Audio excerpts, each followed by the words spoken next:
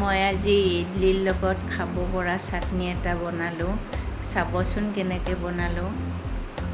আম দুটা ল'লোঁ, বিলাহী এটা, কেঁচা জলকীয়া, আদা নহৰু ধনিয়াৰ পাত, নেমু অলপ। এতিয়া আমকেইটা এনেকৈ কাটি ল'ম মই।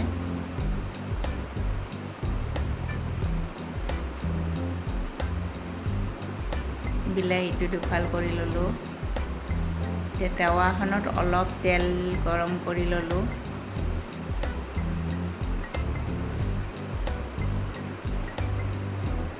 এতিয়া মই 5 মিনিট ফ্ৰাই কৰি ল'ম এইখিনি। অকণমান ক'লা সৰিয়হ দিলোঁ।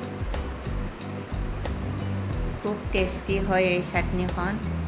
ইডলিৰ লগত খাবলৈ বহুত সোৱাদ হয়। চাম্বাৰো কোনো দৰকাৰে নোহোৱা হয় এই চাটনিখন খালে। চাম্বাৰ নবনালেও হয়, চাটনিখন বনাই ল'ব আপোনালোকে।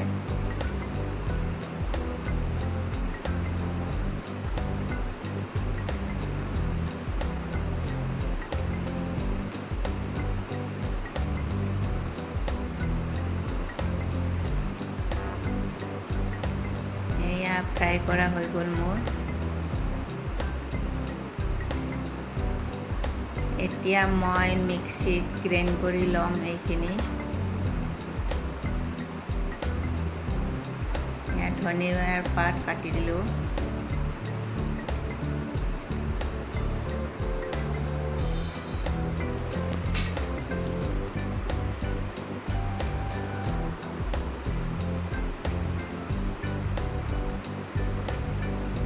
বিলাহীটোৰ বাকলি গুচুৱাই দিলোঁ। আমকেইটাও এনেকৈ বাকলি গুচুৱাই দিলোঁ।